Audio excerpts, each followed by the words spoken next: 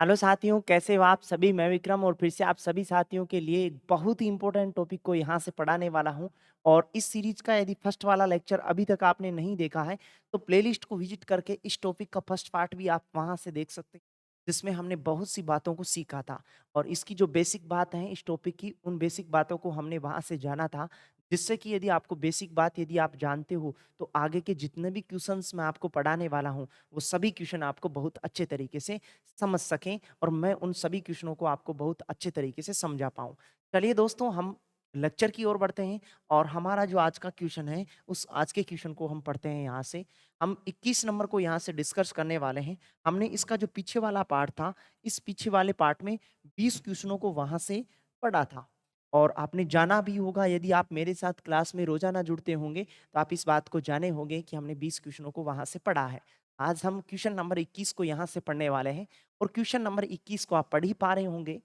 निम्नलिखित में से कौन सी संख्या इलेक्ट्रॉन की अधिकतम संख्या है, जो इलेक्ट्रॉन की अधिकतम संख्या है जो एम सेल में मौजूद रह सकती है? सीआईएसएफ की एग्जाम में यहाँ से क्वेश्चन देखने को मिला है। और इस प्रकार की क्वेश्चन आपको बहुत सी एग्जाम में देखने को मिलते हैं। तो देखो, हमने इसके पीछे वाले लेक्चर में डिस्कस किया था कि किसी भी जो परमाणु होता है, इस परमाणु का दो भाग होता है। एक तो क्या होती है, कक्षा होती है, और एक क्या होता है, उसका नाभिक होता है। क्या होता है? नाभिक। और कक्षा की परिभाषा हमने ऐसे जानी थी कि किसी भी नाभिक के बाहर की तरफ जो गोले बनाए जाते हैं, उन गोलों को क्या कहते हैं? कक्षाएं कहते हैं। और उन कक्षाओं में हमेशा कौन निवेश करता है? इलेक्ट्रॉन निवेश करता है। जबकि परमाणु का जो नाभिक होता है, इस नाभिक में एक तो पाया जाता है कौन? प्रोटॉन। और एक पाया जाता है न्यूट्रॉन की संख्या। अब नाभिक के बाहर की तरफ जो गोले बनाए जा रहे हैं, इन गोलों को क्या कहते हैं? कक्षाएं कहते हैं। और कक्षाओं के नाम दिए जाते हैं। जैसे ये तो हो गया इसका नाभिक। नाभिक में तो कौन निवेश करेगा? प्रोटॉन और न्यूट्रॉन निवेश करेगा। तो पहले नंबर की जो कक्षा होती है उसको के कक्षा कहते हैं। दूसरी कक्षा होती है, इसे एल कक्षा कहते हैं। तीसरी जो कक्षा होती है उसे एम कक्षा कहते हैं। और चौथे नंबर की जो कक्षा होती है, उसे एन कक्षा कहा जाता है। के एल एम एन, ये कक्षा होती है जो नाभिक के बाहर की तरफ व्यवस्थित होती है। यानी कि एक नंबर की कक्षा, यानी कि एन बराबर तो कितना है? यहाँ एक है। यानी कि आपको ऐसे ही पूछा जाए कि के नाम की जो कक्षा होती है, के नंबर की जो कक्षा होती है, वो कितने नंबर की सेल होती है, कितने नंबर, इसका एन बराबर कितना होता है? तो एन बराबर कितना होता है? एक होता है। एल जो है, ये एल कितने नंबर की कक्षा है? दो नंबर की कक्षा है। एम कितने नंबर की कक्षा है? तीन नंबर की कक्षा है। और एन कितने नंबर की कक्षा है? चार नंबर की कक्षा है। और किसी भी कक्षा में हम जो इलेक्ट्रॉन भरते हैं, वो इलेक्ट्रॉन भरते हैं 2n² के आधार पर भरते हैं। वो चाहे से आपके पास किसी भी प्रकार की कक्षा हो। अब यहाँ क्वेश्चन में पूछा गया था कि एम कक्षा में अधिकतम कितने इलेक्ट्रॉन मौजूद रह सकते हैं। तो किसी भी कक्षा में अधिकतम इलेक्ट्रॉन 2n² के आधार पे ज्ञात किया जाता है। m कितने? अब यहाँ जो सूत्र में आपको n दिखाई दे रहा है ना, इस n का मतलब होता है कक्षा की संख्या। क्या होता है? कक्षा की संख्या होता है। क्या होता है? कक्षा की संख्या होता है। तो कक्षा की संख्या m कितने नंबर की कक्षा है? के एल एम, यानी कि m जो होती है वो कितने नंबर की कक्षा होती है? m 3 नंबर की कक्षा होती है। यानी कि इस n की जगह यदि हम 3 रख देते हैं, तो हमारे पास इलेक्ट्रॉनों की संख्या आ ही जाएगी। 3 का स्क्वायर ऐसे करेंगे, 3 का स्क्वायर कितना होगा? 9 होगा। और इसको 2 से गुना करेंगे तो कितना आएगा हमारे पास? 18 आएगा। यानी कि एम कक्षा में अधिकतम कितने इलेक्ट्रॉन पाए जा सकते हैं? 18 इलेक्ट्रॉन पाए जा सकते हैं। तो हमारा यहाँ से सही जवाब होता सी। हमारा यहाँ से सही जवाब होता। एक उदाहरण आपको और दे देता हूं, जिससे आपको यहाँ से बहुत सी बातें आपको अच्छे वे में आप उनको भी जान सकते हैं। चलिए, यदि आपको क्वेश्चन यदि ऐसे पूछा जाता कि एन, जो हमारे पास जो एन जो कक्षा होती है, इस एन कक्षा में कितना इलेक्ट्रॉन भरा जाएगा? एन कक्षा में तो देखो, किसी भी कक्षा में अधिकतम इलेक्ट्रॉन भरा जाता है 2n² के आधार पे। एन जो है वो एन में एन बराबर कितना है? मतलब एन कितने नंबर की कक्षा है? एन हमारे पास 4 नंबर की कक्षा होती है। यानी कि इसमें एन बराबर कितना होता है? 4। तो इस सूत्र में हम एन की जगह कितना रख दें? 4 रख दें। यदि इसमें 4 रखते हैं तो ऐसा होगा मेरा हमारे पास 2 इंटू 4 का स्क्वायर, 4 का स्क्वायर कितना होगा 16, और 16 को 2 से गुना करेंगे तो हमारे पास कितना मान आने वाला है 32 मान आने वाला है। तो एन कक्षा में अधिकतम जो इलेक्ट्रॉन हो सकते हैं वो कितने हो सकते हैं 32 हो सकते हैं। तो आप इस प्रकार से किसी भी कक्षा में अधिकतम इलेक्ट्रॉनों की संख्या निकाल सकते हैं। और किसी भी कक्षा में अधिकतम जो इलेक्ट्रॉन होता है वो किसकी सहायता से भरा जाता है 2n स्क्वायर की सहायता से भरा जाता है। इसके बारे में भी आपको क्वेश्चन एग्जाम में पूछे जाते हैं। तो यहाँ एम कक्षा के बारे में पूछा था, तो एम कक्षा में कितना इलेक्ट्रॉन होता है 18 इलेक्ट्रॉन होता है। चलिए तो अगले क्वेश्चन की ओर बढ़ते हैं। हमारा अगला क्वेश्चन है, पदार्थ के कणों के बीच आकर्षण बल खालिस्तान में अधिक होता है। हमारे पास जो चार आपके पास जो ऑप्शन है, इन चारों ऑप्शनों में हमें यहाँ से बताना था कि कौन से ऑप्शन में जो कण होंगे वो कण अधिक आकर्षण बल से बंधे हुए होंगे। एक बात को आप समझिएगा, जो ठोस होता है, इस ठोस के कणों के मध्य जो आकर्षण जो बल होता है, ये आकर्षण बल अधिक होता है, आकर्षण बल अधिक होता है हमेशा। ध्यान रखिएगा आप इस बात को कि ठोस के कणों के मध्य जो आकर्षण बल होगा वो आकर्षण बल अधिक होगा, जिससे कि वो जो ठोस है, इस ठोस के जो कण होते हैं वो आपस में एक दूसरे से स्थायी रूप से बंधे हुए हों। और इसी वजह से हम यहाँ से ऐसे भी कह सकते हैं कि ठोस के कणों के मध्य जो रिक्त स्थान होता है वो नहीं के बराबर होता है, क्योंकि उसके जो बल जो उसके जो कण होंगे वो अधिक बल से बंधे रहते हैं। और ऐसा हम यहाँ से बता सकते थे। तो ठोस ऑप्शन है हमें, वो हमारा सही जवाब होता है यहाँ से। तांबे की छड़, तांबे की छड़ ठोस होती है और ठोसों के कण जो होते हैं वो अधिक आकर्षण बल से बंधे रहते हैं। तो इस प्रकार इस क्वेश्चन का आप सही जवाब बता पाए होंगे। चलिए तो अगले क्वेश्चन को भी मैं आपको दिखाता हूं यहाँ से। अगला क्वेश्चन है हमारा, छोटे छोटे कण जो रासायनिक क्रिया में भाग लेते हैं उनके बारे में हमें यहाँ से बताना था। रेलवे पुलिस फोर्स 2014 में ये क्वेश्चन यहाँ से पूछा गया था। बहुत इजी क्वेश्चन है। यदि आप मेरे साथ इस सीरीज का फर्स्ट वाला लेक्चर भी यदि आपने देखा है तो इस क्वेश्चन का आप सही जवाब बता पा रहे होंगे यहाँ से कि इसका सही जवाब क्या होने वाला है। क्वेश्चन को दोबारा से पढ़िएगा पहले तो, कि छोटे से छोटा कण है जो रासायनिक क्रिया में भाग ले सकता है उसे क्या कहते हैं। देखो, हमने परमाणु की परिभाषा में क्या पढ़ा था, हमारे पास जो परमाणु की जो परिभाषा थी, इस परिभाषा में हमने ऐसे जाना था कि किसी भी पदार्थ का वह सबसे छोटा भाग, वह सबसे छोटा भाग, छोटा भाग जो रासायनिक क्रिया में भाग नहीं ले सकता है, ओ सॉरी, रासायनिक क्रिया में तो भाग ले सकता है, रासायनिक क्रिया में भाग ले सकता है, रासायनिक क्रिया में भाग ले सकता है, लेकिन स्वतंत्र अवस्था में नहीं रह सकता, लेकिन स्वतंत्र अवस्था में नहीं रह सकता है, नहीं रह सकता है, नहीं रह सकता है। उसे हम क्या कहते हैं, उसे हम क्या कहते हैं, परमाणु कहते हैं। वही बात हमें इस क्वेश्चन में भी पूछी गई थी कि छोटे से छोटे उस कण का नाम बताओ जो रासायनिक क्रिया में भाग ले सकता है। तो छोटे से छोटे कण के बारे में बताना था जो रासायनिक क्रिया में भाग ले सकता है।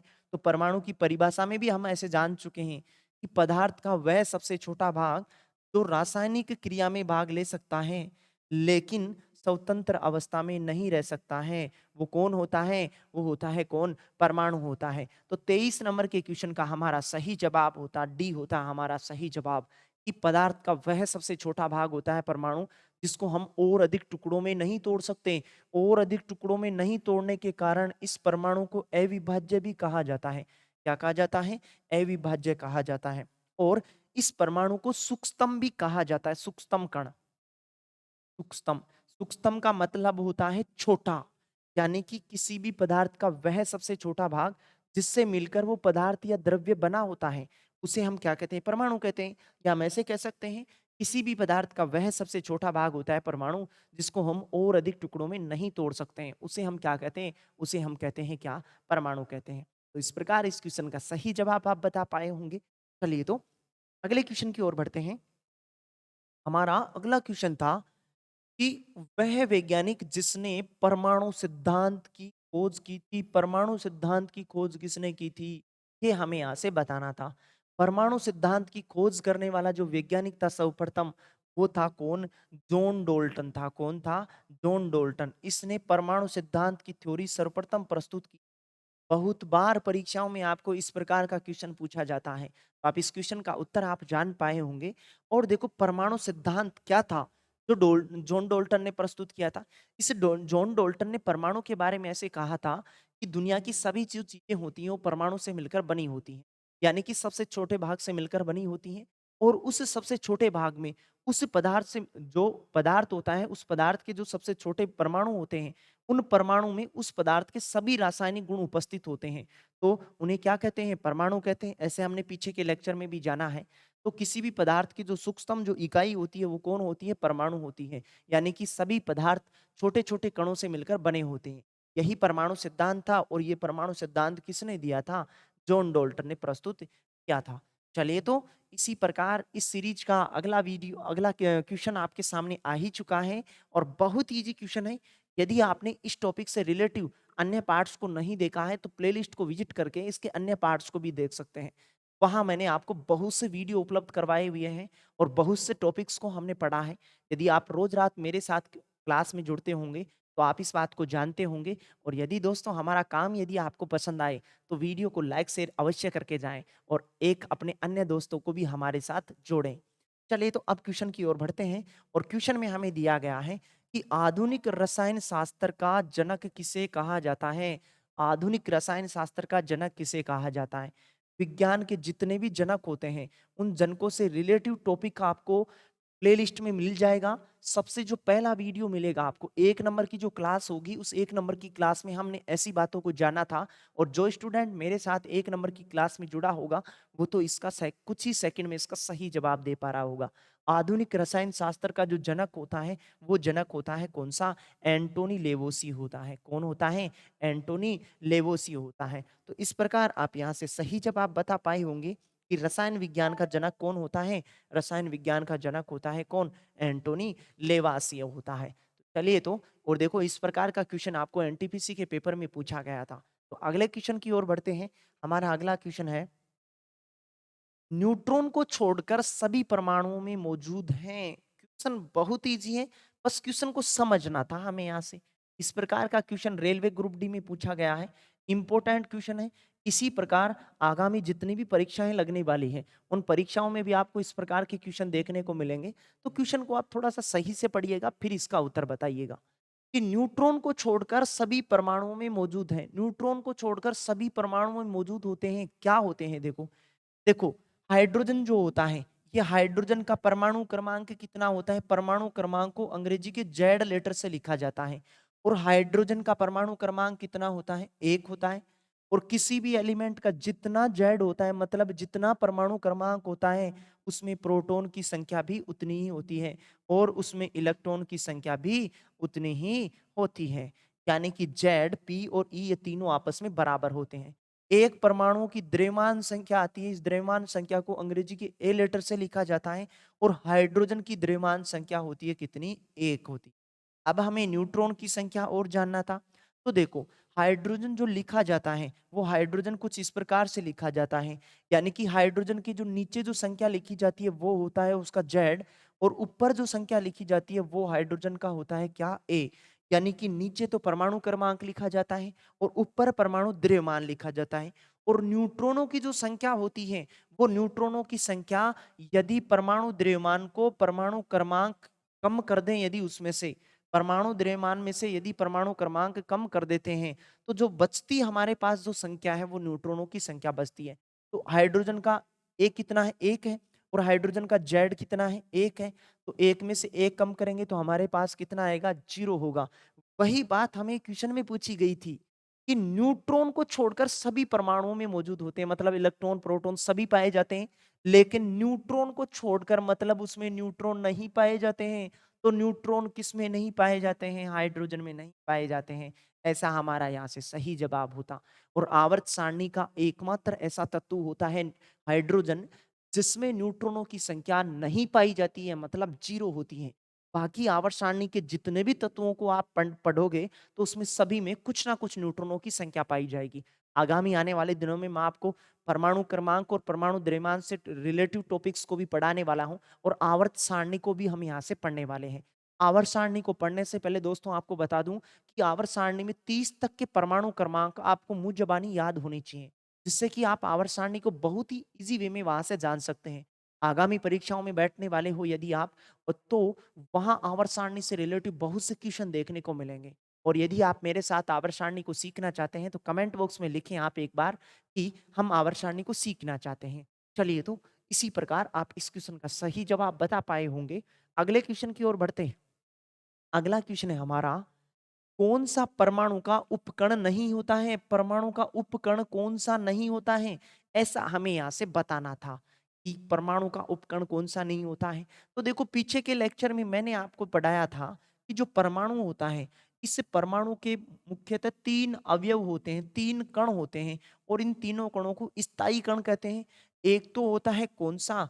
इलेक्ट्रॉन होता है। कौन सा होता है? इलेक्ट्रॉन होता है। एक होता है हमारे पास कौन सा? प्रोटॉन होता है। कौन सा होता है? प्रोटॉन होता है। और एक होता है कौन सा? न्यूट्रॉन होता है। कौन सा होता है? न्यूट्रॉन होता है। तो परमाणु के ये तो 3 तो उसके कण हो गए, उपकण हो गए। लेकिन क्वेश्चन में हमें पूछा था कि कौन सा परमाणु का उपकण नहीं होता है। तो कौन सा परमाणु का उपकण कौन सा नहीं है, ऐसा आप बता ही पा रहे होंगे कि न्यूट्रॉन भी होता है, प्रोटॉन भी होता है, इलेक्ट्रॉन भी होता है। लेकिन जीनोन जो होता है, जीनोन तो एक अक्रिय गैस होती है जिसको हम आवर्त सारणी में पढ़ने वाले हैं। तो इसका आप सही जवाब होता आपके पास क्या? 27 नंबर के क्वेश्चन का सही जवाब होता ए, कि कौन सा परमाणु का उपकण कौन सा नहीं है? जीनोन नहीं है। बाकी परमाणु के कण हैं जिनसे परमाणु मिलकर बना होता है, और परमाणु भी किसी भी पदार्थ का सबसे छोटा भाग होता है, ऐसे हमने यहाँ से जाना है। चलिए तो इसी सीरीज के अगले क्वेश्चन की ओर बढ़ चुके हैं हम, और इस क्वेश्चन का आप जवाब फटाक से कमेंट बॉक्स में लिखें। क्वेश्चन बहुत इजी है। रेलवे के पेपर में यहाँ से पूछा गया था, ग्रुप डी के जो पीछे पेपर लगे हुए थे उन पेपरों में यहाँ से इतना इजी क्वेश्चन पूछा गया था।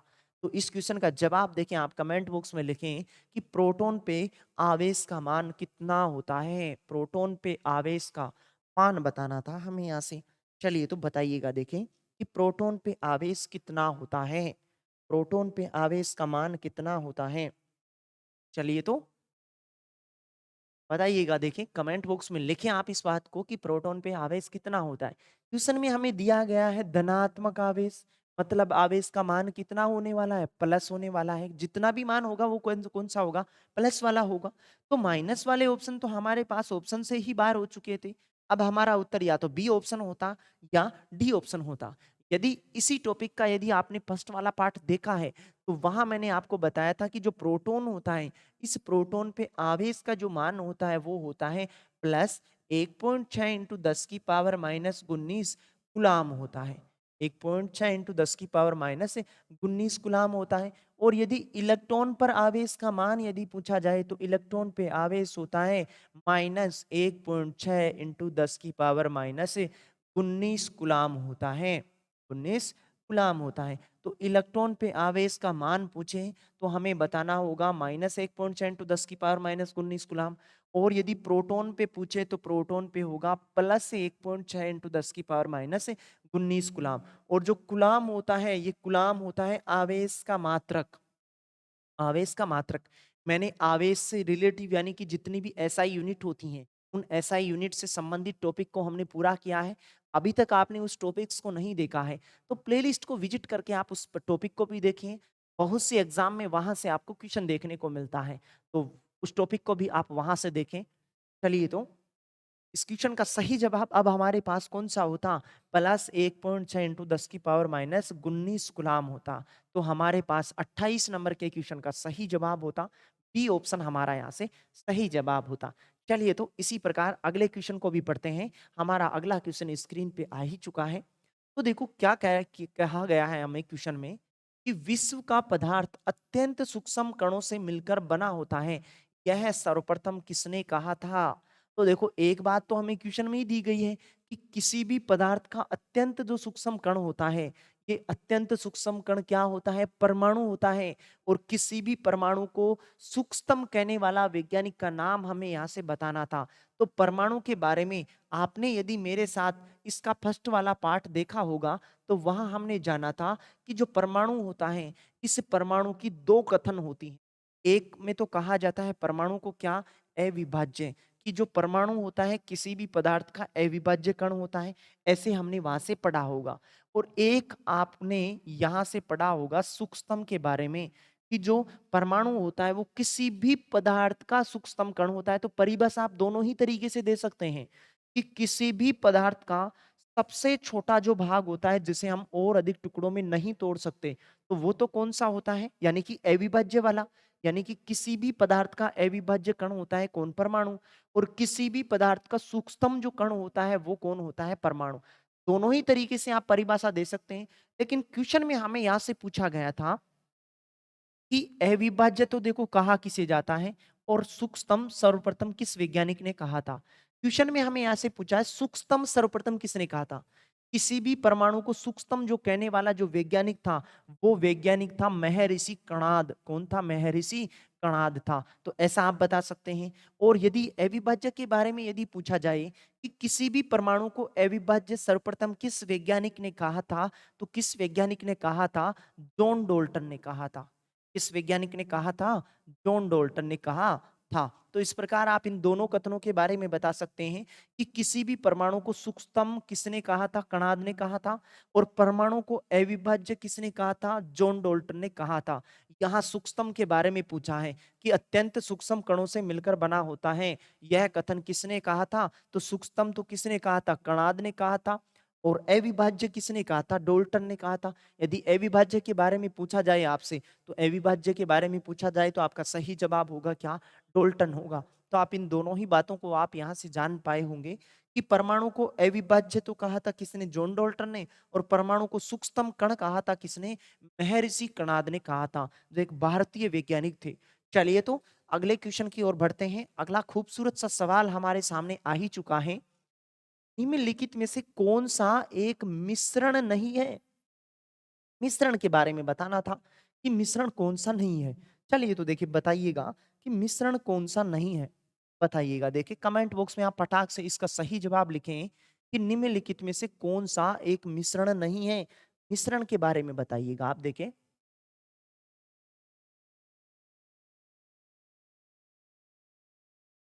कौन सा एक मिश्रण नहीं है, फटाक से बताइएगा। देखें मिश्रण कौन सा नहीं है। तो देखें, आपने कार्बन के अपर रूपों को छोटी क्लासों में जाना होगा। तो कार्बन के जो शुद्ध अपर रूप आते हैं, यानी कि उसमें किसी भी प्रकार का कोई मिलावट नहीं होता है, वो होते हैं हीरे, ग्रेफाइट, फुलरिन, ऐसे आपने पढ़ा होगा। तो यहाँ सिर्फ शुद्ध प्रकार का कौन सा है? ग्रेफाइट है। बाकी जो ऑप्शन है वो बाकी किसी ना किसी मिश्रण के रूप होते हैं, यानी कि उसमें दो या दो से अधिक चीजें मिली हुई होती हैं। लेकिन जो ग्रेफाइट होता है कार्बन का शुद्ध रूप होता है। तो मिश्रण कौन सा नहीं है? यहाँ हम अपना सही जवाब बता सकते थे कि मिश्रण कौन सा नहीं होता है? ग्रेफाइट मिश्रण नहीं होता है। ये ग्रेफाइट भी क्या होता है? कार्बन का शुद्ध रूप होता है। क्या होता है? कार्बन का शुद्ध रूप होता है या अपर रूप होता है? अपर रूप होता है। कार्बन से संबंधित बातों को भी हम बहुत जल्द ही पढ़ने वाले हैं। और बहुत ही इंपॉर्टेंट क्वेश्चनों के साथ मैं उस टॉपिक को आपको पूरा कराने वाला हूँ। अभी तक दोस्तों आपने हमारा टेलीग्राम चैनल ज्वाइन नहीं किया है, तो आप हमारा टेलीग्राम चैनल भी ज्वाइन कर सकते हैं। डिस्क्रिप्शन बॉक्स में आपको टेलीग्राम का लिंक दिया गया है। उस टेलीग्राम की लिंक की सहायता से आप वहां से बहुत सी इंपॉर्टेंट पीडीएफ प्राप्त कर सकते हैं। और बहुत सी रोजाना वहां डेली लाइफ में बहुत सी एमसीक्यू होती हैं, उन एमसीक्यूज को भी लगा सकते हैं आप। तो आप हमारा टेलीग्राम चैनल अवश्य ज्वाइन करें। और टॉपिक से रिलेटिव यदि आपने अभी तक पीडीएफ्स को प्राप्त नहीं किया है, तो डिस्क्रिप्शन बॉक्स में पीडीएफ का लिंक दिया गया है। उस पीडीएफ के लिंक के माध्यम से सामान्य विज्ञान के जितने भी टॉपिक्स को हम आगे पढ़ने वाले हैं, या जितने भी टॉपिक्स को हमने पीछे पढ़ा है, उन सभी टॉपिक्स को आप वहां से प्राप्त कर सकते हैं। चलिए तो दोस्तों क्वेश्चन की ओर बढ़ते हैं। इस क्वेश्चन का सही जवाब तो आप बता ही पाए होंगे। अगला 31 नंबर का क्वेश्चन है, निम्नलिखित में से कौन सा रासायनिक यौगिक होता है? रासायनिक यौगिक के बारे में हमें यहाँ से बताना था। रासायनिक मतलब कोई ना कोई रसायन होता है उसमें। रासायनिक यौगिक के बारे में हमें यहाँ से बताना था। तो इसका हम सही जवाब बता सकते थे कि अमोनिया, जिसका सूत्र आता है क्या? NH3 होता है। क्या होता है? NH3 होता है। और इसमें टोटल यदि परमाणुओं की संख्या यदि पूछी जाती है, अमोनिया में टोटल यानी कि कुल परमाणुओं की संख्या पूछी जाती है, जैसे कि हमने इसके पीछे के पार्ट में CH4 के बारे में जाना था कि यहाँ कार्बन का एक परमाणु है और हाइड्रोजन के 4 परमाणु हैं, यानी टोटल कितने परमाणु हैं? 5 परमाणु हैं।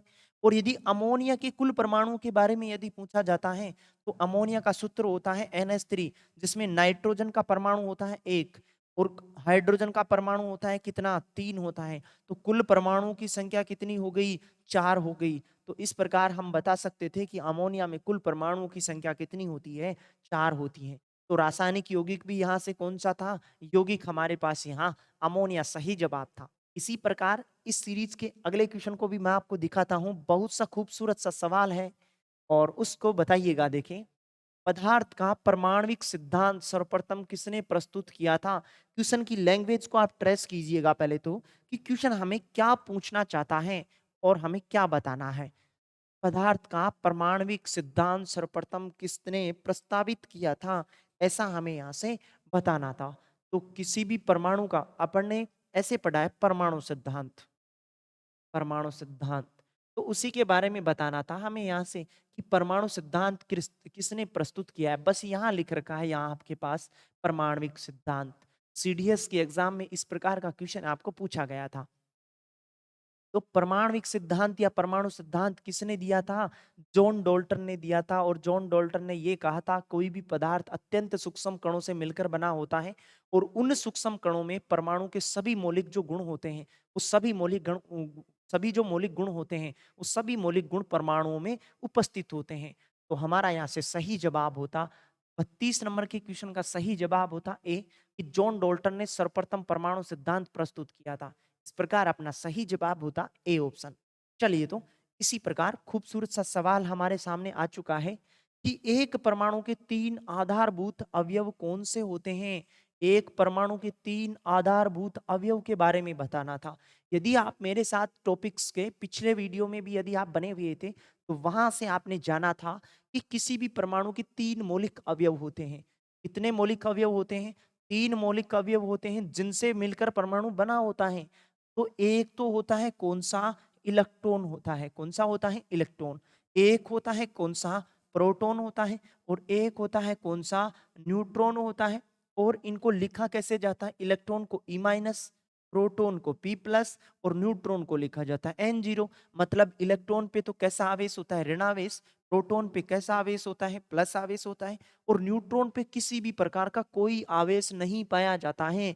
तो परमाणु के यदि 3 मौलिक अवयव के बारे में यदि आपसे बातें की जाती हैं, तो इसके 3 मौलिक कण होते हैं, इलेक्ट्रॉन, प्रोटॉन और न्यूट्रॉन। ऐसा हमें यहाँ से ऑप्शन में चुनना था।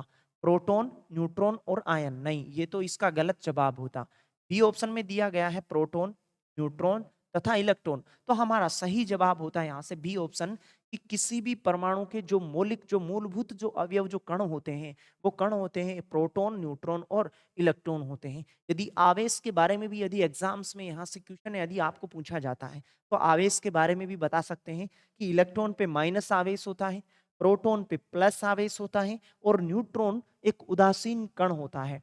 चलिए, तो अगला खूबसूरत सा सवाल हमारे सामने है कि निम्न युग्मों में कौन सा एक कण प्रतिकण युग्म है? यानी कि जो ऑप्शन दिए गए हैं, इन ऑप्शनों में हमें यहाँ से बताना था कि जो आपके पास ऑप्शन है, उन ऑप्शनों में हमें यहाँ से बताना होगा कि आपके पास जो जोड़े दिए गए हैं, उन जोड़ों में कौन सा इससे रिलेटिव प्रतिकण होता है। प्रतिकण का मतलब हमने जाना है कि विपरीत गुण रखने वाला। क्या रखने वाला? विपरीत गुण रखने वाला। और अभी तक मैंने आपको एक के बारे में बताया है कि जो इलेक्ट्रॉन जो होता है, इस इलेक्ट्रॉन का जो प्रतिकण होता है, वो इलेक्ट्रॉन का प्रतिकण होता है क्या? पॉजिट्रॉन होता है। क्या होता है? पॉजिट्रॉन होता है। पॉजिट्रॉन, जो प्रोटॉन नहीं बोला है मैंने, पॉजिट्रॉन बोला है। इलेक्ट्रॉन का जो प्रतिकण होता है वो कौन होता है? पॉजिट्रॉन होता है। ऐसी बातों को आपने यहाँ से सीखा होगा। तो देखो, प्रोटॉन होता है, न्यूट्रिनो नहीं है, तो गलत जवाब होता। न्यूट्रॉन न्यूट्रिनो होता है, नहीं, न्यूट्रॉन का एंटी न्यूट्रिनो होता है। इलेक्ट्रॉन जो होता है, इस इलेक्ट्रॉन का जो प्रतिकण होता है वो कौन होता है? पॉजिट्रॉन होता है। तो सही जोड़ा हमारे पास कौन सा है? सी ऑप्शन में सही जोड़ा लगा हुआ है कि इलेक्ट्रॉन का प्रतिकण कौन सा होता है? इलेक्ट्रॉन का प्रतिकण होता है कौन सा? पॉजिट्रॉन होता है। तो इस बात को आप यहाँ से जान पाए होंगे। तो 34 नंबर की क्वेश्चन का सही उत्तर होता है हमारे पास सी, हमारे पास सही उत्तर होता। चलिए तो अगले क्वेश्चन को भी पढ़ते हैं हम यहाँ से। अगला प्रश्न दिया गया है कि कण बोसोन नाम का संबंध किस नाम से है? जो बोसोन जो कण होते हैं, इन बोसोन कणों का नाम किसके नाम से है? किसके नाम से जुड़ा हुआ है? चलिए तो आप बताइएगा। देखिए इस क्वेश्चन का सही जवाब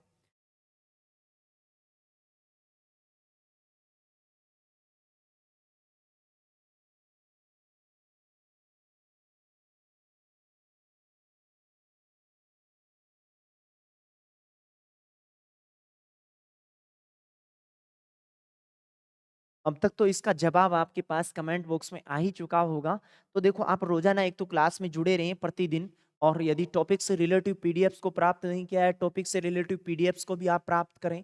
और आप हमारा टेलीग्राम चैनल भी ज्वाइन करें, लिंक आपको डिस्क्रिप्शन बॉक्स में मिलेगा, पीडीएफ का लिंक भी आपको मिलेगा, और वहाँ हमारे पास जो टेलीग्राम है उस टेलीग्राम का लिंक भी मिलेगा। तो आप हमारा टेलीग्राम चैनल भी ज्वाइन कर सकते हैं। चलिए तो इस क्वेश्चन का सही जवाब आपके पास होने वाला है क्या? जेसी बोस। जो कण जो बोसोन जो कण होते हैं वो किस वैज्ञानिक से जुड़े हुए होते हैं? जेसी बोस से जुड़े हुए होते हैं। ऐसा आपने जाना है यहाँ से। तो सही जवाब 35 नंबर के क्वेश्चन का ए हमारा यहाँ से सही जवाब होता। चलिए तो इसी प्रकार अगला क्वेश्चन आपके पास आ चुका है, और क्वेश्चन को पढ़िएगा फिर आप सोच समझ के उत्तर दीजिएगा इसका कि इलेक्ट्रॉन क्या होता है। देखो अभी तक आपने मेरे साथ दोनों लेक्चरों में शुरू से अंत तक बने हुए होंगे। अब तक यदि आप बने हुए हैं तो आप इलेक्ट्रॉन की संपूर्ण बातों को जान चुके हैं कि इलेक्ट्रॉन क्या होता है, इलेक्ट्रॉन पे आवेश क्या होता है, इलेक्ट्रॉन कहाँ निवेश करता है, और ऐसी आपने बातें जाना है। वहां से इलेक्ट्रॉन को लिखा किससे जाता है? तो ए ऑप्शन को पढ़ते हैं। नेट आवेश के साथ एक उपपरमाणु कण जो उदासीन होता है। नहीं, उदासीन तो कौन होता है? न्यूट्रॉन होता है। क्वेश्चन में हमें इलेक्ट्रॉन के बारे में पूछा है। चलिए तो बी ऑप्शन के पास चलते हैं। नेट आवेश के साथ एक उपपरमाणविक कण जो सकारात्मक होता है। सही जवाब होता है हमारे पास यहाँ बी ऑप्शन। सकारात्मकता का मतलब होता है प्लस। तो सॉरी, सकारात्मक तो किसका होता है? प्रोटॉन का होता है। तो ये भी हमारा यहाँ से गलत जवाब होता।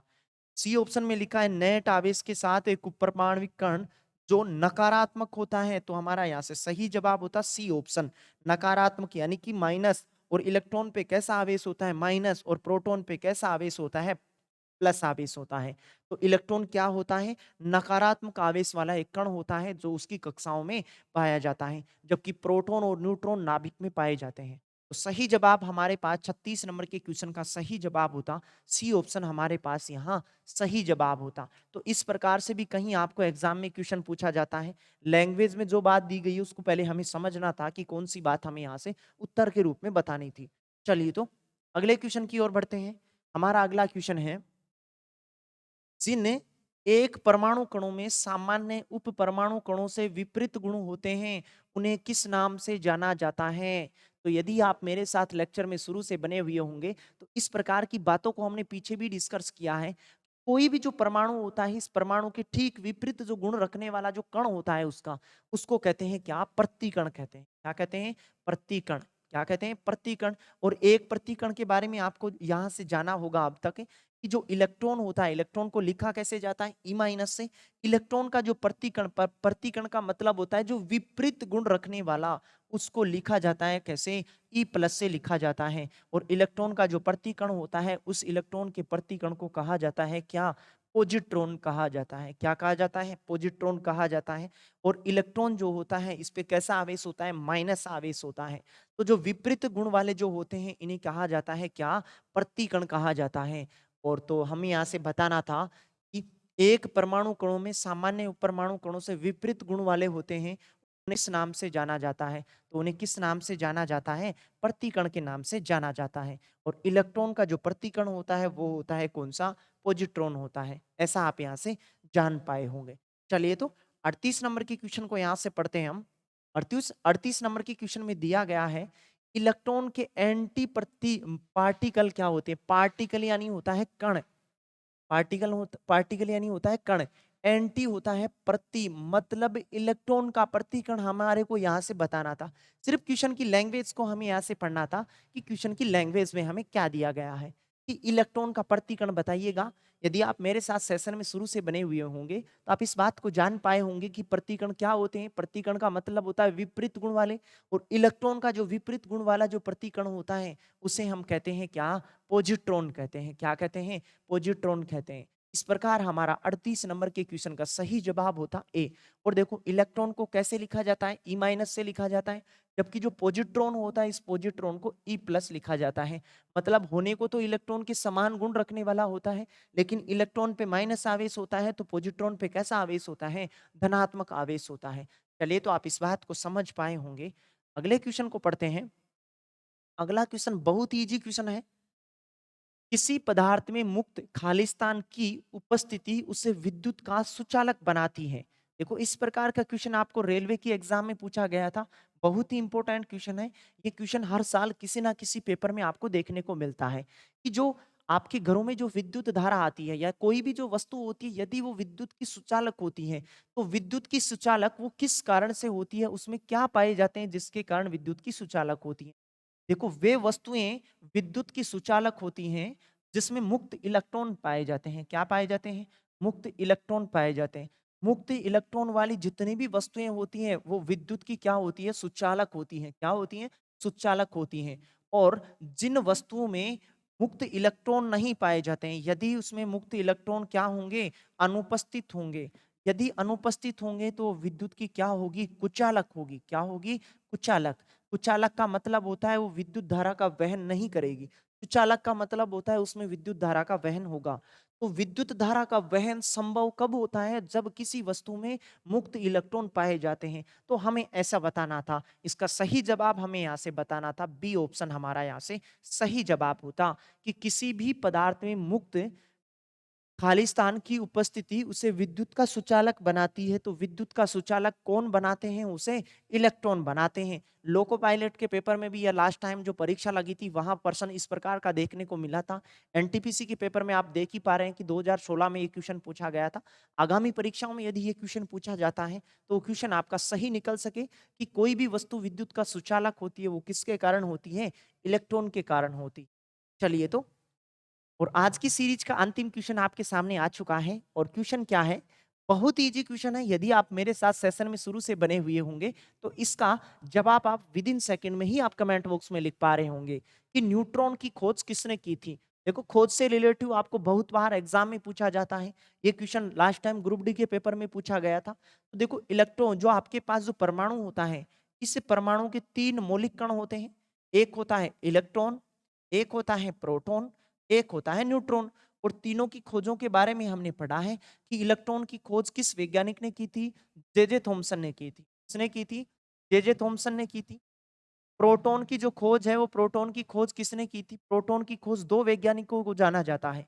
एक तो जाना जाता है किसको? गोल्डस्टीन। गोल्डस्टीन को पढ़ा जाता है। और एक पढ़ा जाता है किसको? रदरफोर्ड को पढ़ा जाता है।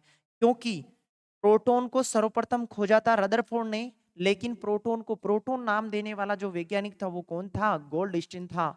और नाभिक की खोज भी सर्वप्रथम किसने की थी? नाभिक की खोज भी सर्वप्रथम किसने की थी?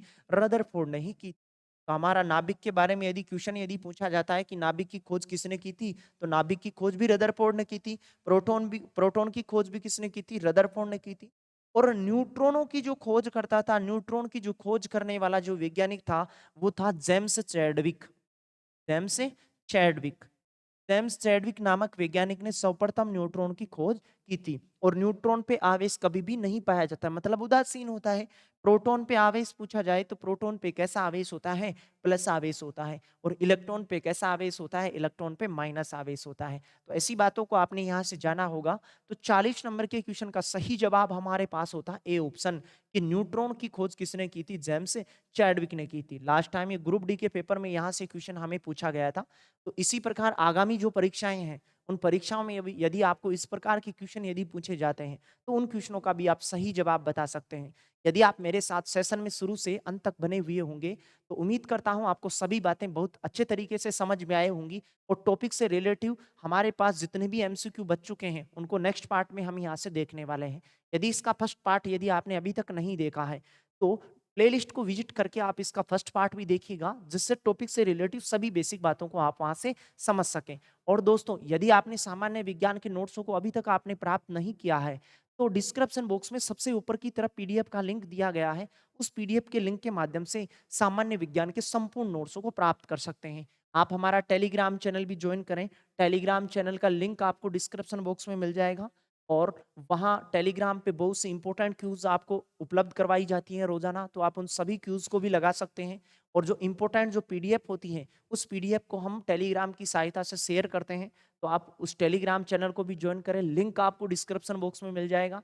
तो दोस्तों, टॉपिक से रिलेटेड सभी बातें आपने जानी होगी। तो दोस्तों, आज के लिए इतना ही और इसी सीरीज़ के अगले वीडियो में मैं बहुत जल्द आपसे मुलाकात करने वाला हूँ। तब तक के लिए आप अपना ख्याल बनाए रखिएगा। तहे दिल से आपका धन्यवाद।